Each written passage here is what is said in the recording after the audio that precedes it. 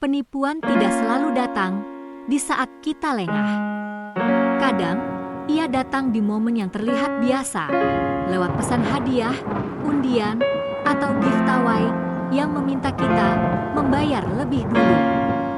Alkitab mengingatkan kita, Amsal pasal 14 ayat 15, orang yang tak berpengalaman percaya kepada setiap perkataan, tetapi orang bijak memperhatikan langkahnya.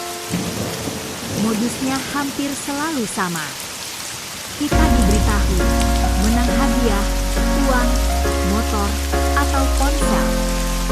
Atau ada orang yang tampak baik hati, menawarkan bantuan, bahkan mengaku akan mentransfer uang kepada kita.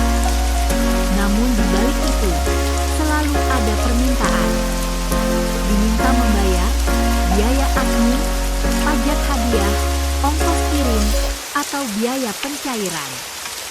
Kadang bahkan disertai surat yang mengatasnamakan kepolisian agar terlihat resmi. Hal ini perlu diluruskan. Polisi tidak pernah mengurusi giveaway. Karena giveaway bukan urusan hukum pidana. Giveaway adalah promosi, undian, dan kegiatan pemasaran. Itu urusan penyelenggara, bukan penegak hukum. Tugas Polisi Republik Indonesia adalah menangani kejahatan, menjaga keamanan, dan menegakkan hukum pidana. Hadiah bukan perkara pidana, dan pajak hadiah bukan tugas polisi. Jika memang ada pajak, pajak dibayar ke negara melalui sistem perpajakan resmi, bukan lewat transfer ke orang per orang. Polisi tidak menarik pajak, dan polisi tidak pernah menjadi perantara giveaway. Pemberi hadiah resmi tidak bekerja seperti itu. Jika hadiah memang dikenakan pajak, pajak tidak diminta dibayar di awal. Pajak dipotong langsung dari nilai hadiah, atau diurus secara resmi oleh penyelenggara melalui mekanisme yang sah. Penerima hadiah tidak diminta transfer ke rekening pribadi. Begitu juga dengan orang yang benar-benar berniat membantu. Jika seseorang mau mentransfer uang, ia akan mentransfernya tanpa syarat apapun. Dia tidak akan meminta kita mengirim uang terlebih dahulu.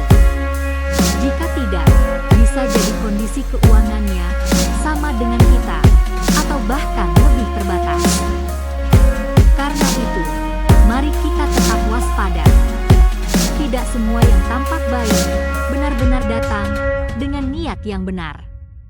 Yesus sendiri mengingatkan kita, Matius pasal 7 ayat 15, waspadalah terhadap serigala-serigala berbulu domba.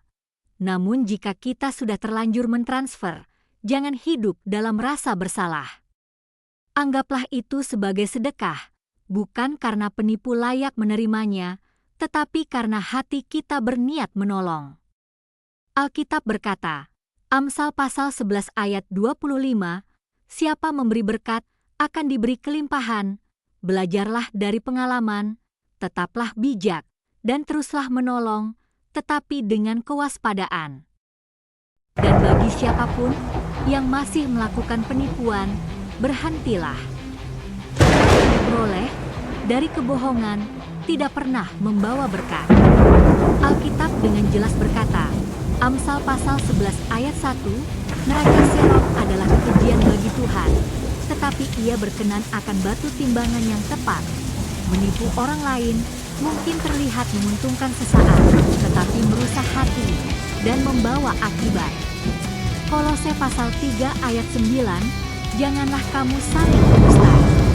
Dan firman Tuhan juga mengingatkan, Galatia pasal 6 ayat 7, apa yang ditabur orang, itu juga yang akan dituainya. Berhentilah sebelum lebih banyak orang dirugikan. Masih ada jalan untuk bertobat, hidup dengan jujur, dan bekerja dengan benar. Karena itu, berjaga-jagalah.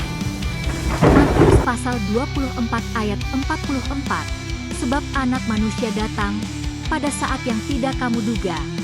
Karena kedatangan Kristus sudah dekat, marilah kita hidup dalam kebenaran, bukan dalam tipu daya.